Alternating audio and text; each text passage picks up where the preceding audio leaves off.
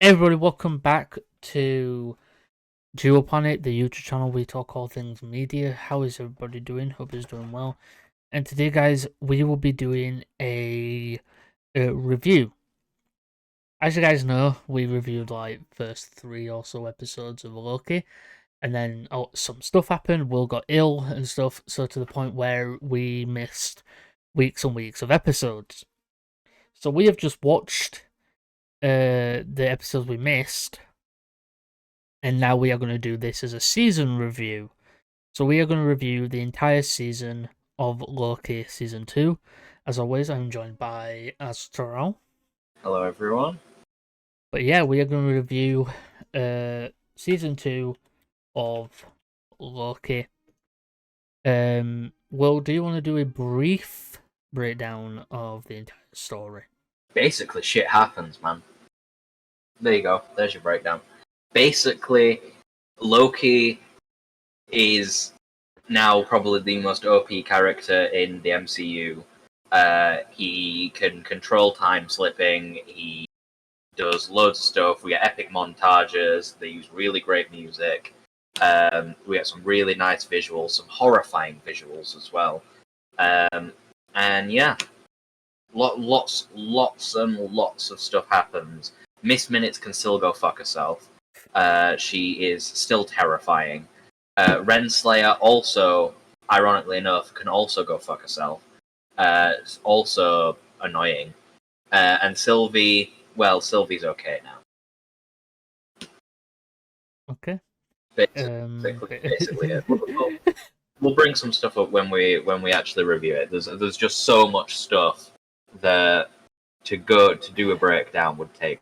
Yeah, like a while. Um. So, Will, what are your thoughts? Um, I think that What? I think it's some of the best MCU stuff we've got I in a want to say while. your voice cut out as well. Um, Discord seems to be I having problems. I think that Tom Hiddleston, as always, does fantastic. Um, Jonathan Majors also manages to pull off two very different versions of the same character. Um, the imagery, the like VFX, it's a complete like reversal on like She-Hulk and Miss Marvel, and to a lesser extent Hawkeye, where the CGI was subpar. CGI in this has been fucking great. That shot at the end of episode 6, with where Loki has taken control of the time strands, and you get to see how he's woven it into like a representation of Yggdrasil, was just breathtaking. Basically, at the end of the show, guys, obviously spoilers. Um, basically, uh, Loki becomes the god of stories.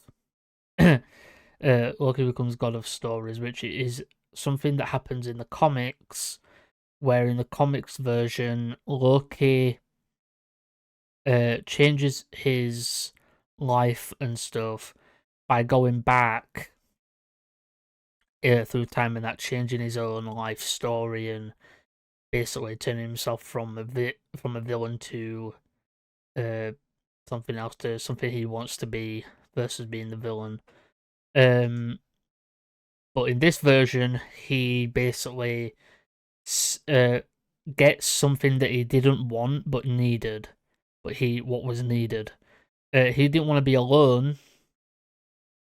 He wanted to be alone, but at the end, he had to be alone to save the world. The multiverse, really. Basically, yeah, to save the multiverse. Um, he had to try all different stuff, but it all ended with him basically becoming he who remains, like taking over, taking his place. The Loki that The Loki that remains, like Will said. and it's definitely a interesting. He's Uh, basically the most powerful being in all of the MCU. yeah, he's basically massively powerful. He's fucking amazing, and I really can't wait to see where things go. I want to give Uh, props to those writers. I've Those got it. writers know how to handle Kang. They made me genuinely scared for what Kang could do.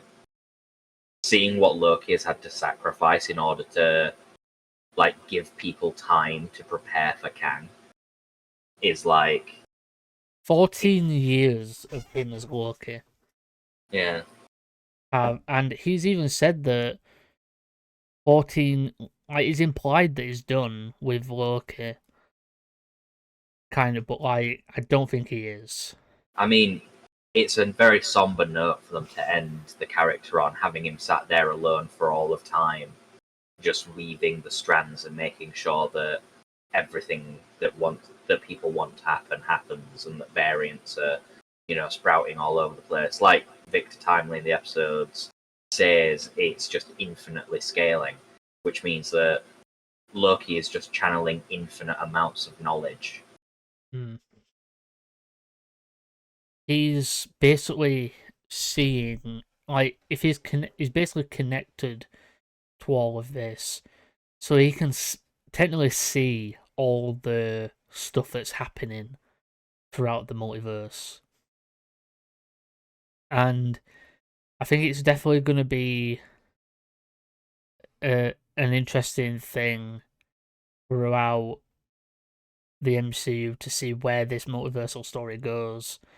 And to be fair, I would love for the fucking Loki writers to write something in the MCU, in something else in the MCU. Um, because I think they're amazing at it, and yeah, I'm just excited to see what happens. With the next uh projects of the MCU to see where things happen, what things are coming.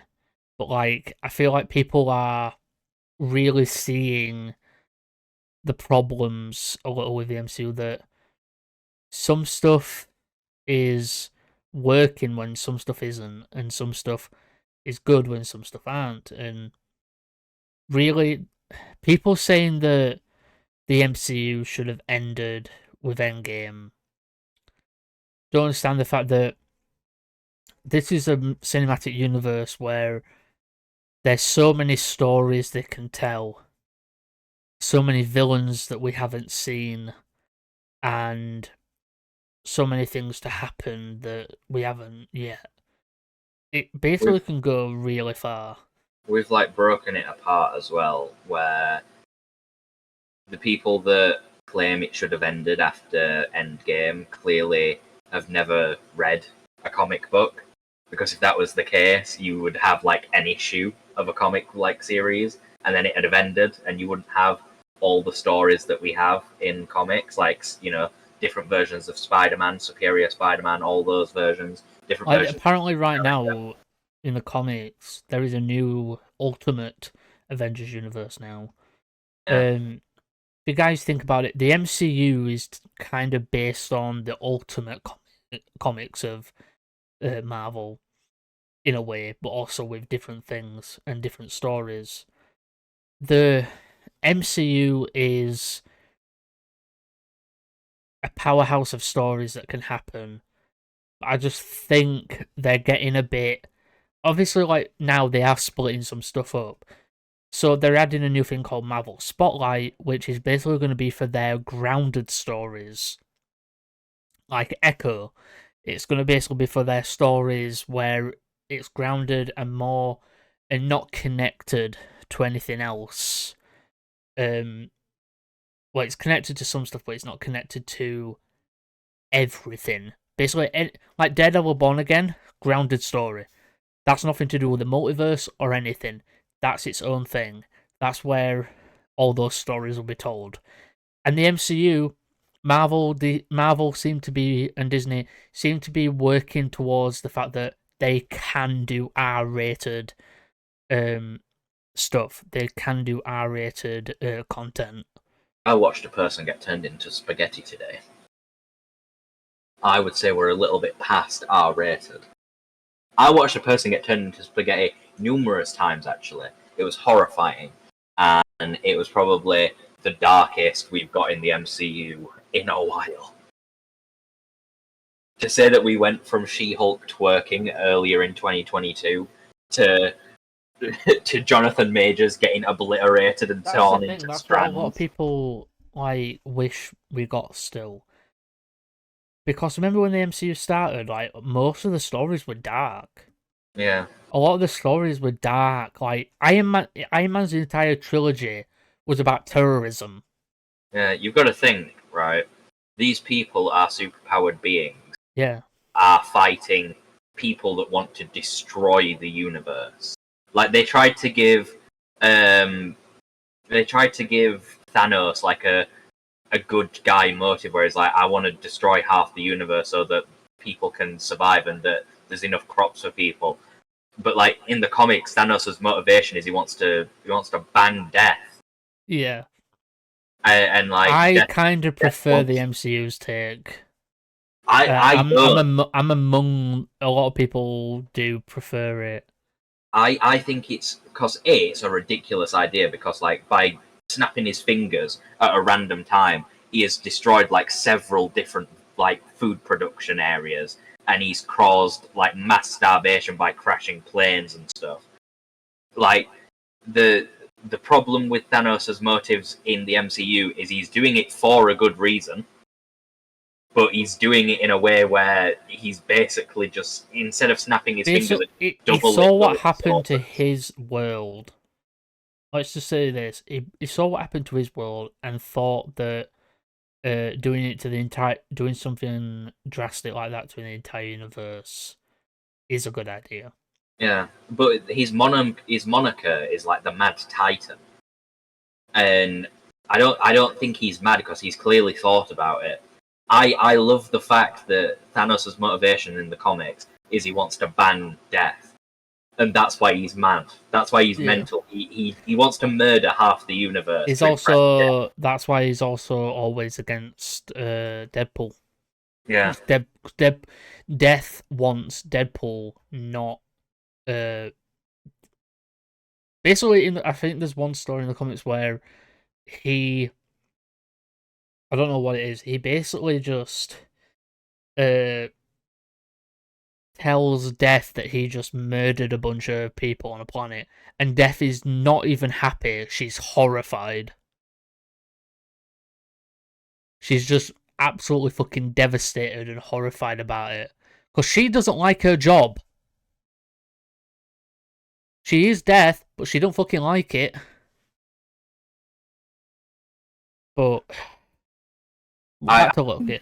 they're doing really good with Loki and Kang, and I hope that when we approach the end game level movie for the Which they did. multiverse I think saga, Kenneth Feige did say that their phases will be shorter.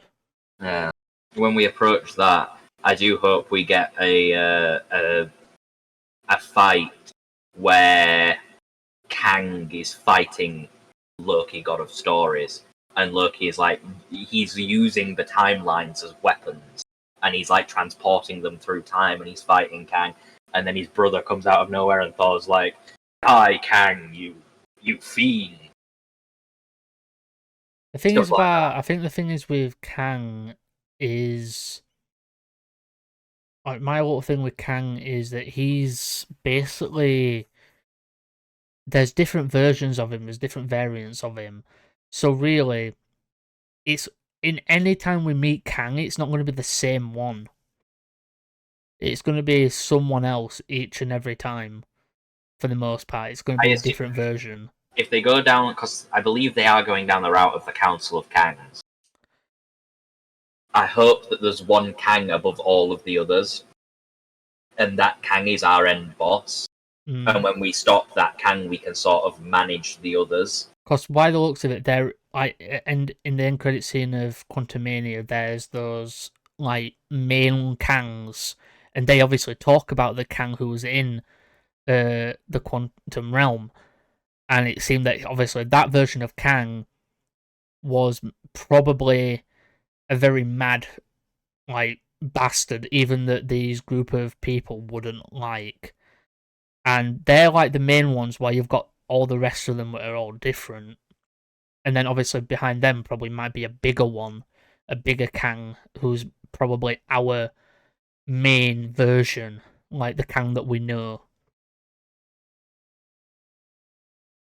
I do think that Loki, the season 2 of Loki, has put us on a path that I will look forward to following.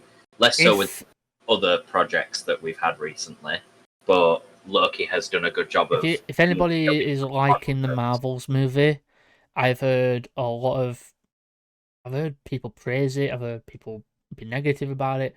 I'm just gonna say this now. That's up to you. I'm probably gonna watch it anyway.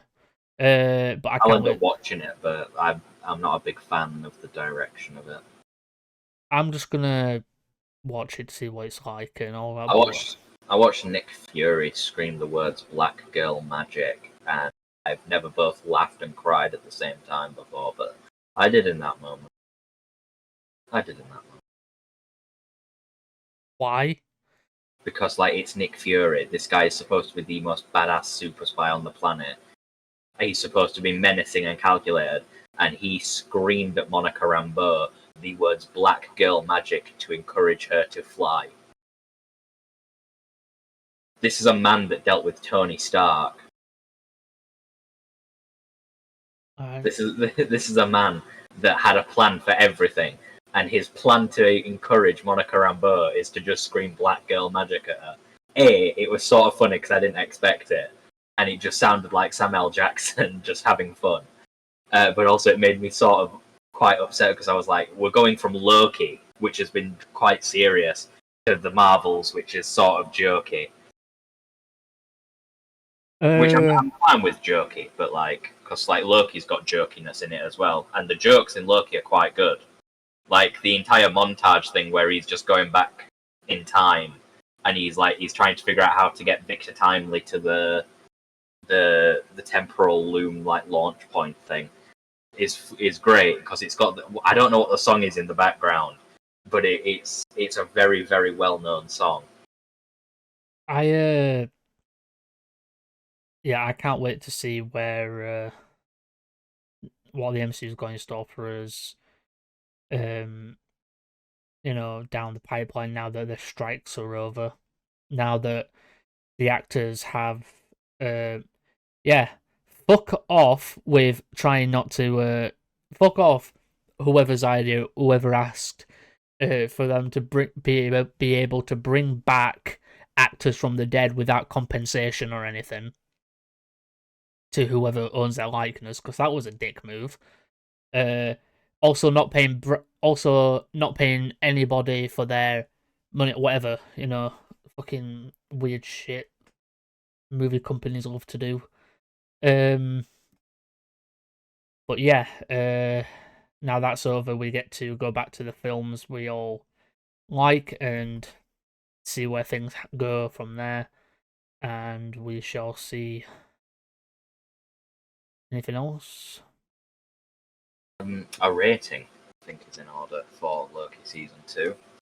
I am going to give it a rating of 9 out of 10. I will agree. I will definitely agree with that. I think it was fucking great. It's going to probably be the only show with 2 seasons. Probably. Well, they have said they're moving away from the limited series thing. Yeah. So we should get more regular 2-season shows. Moon Knight, please. Yeah, Moon Knight, please. Please. You left us on a pretty big cliffhanger. Please, Moon Knight, give us another season, please. Yeah, I need more Oscar Isaac. But yeah, guys, hope everybody did enjoy today's video. Don't forget to like, comment, subscribe, and all that good stuff. Let us know your thoughts of Loki in the comments. What were your rating of it and all that. I have been one of your hosts, Slasher. I've been your other host, Azteral. And this has been Dual Planet, and we will see you guys in the next one. For now. We forget 1,000 things every day, pal. Make sure this is one of them. It's over, Anakin!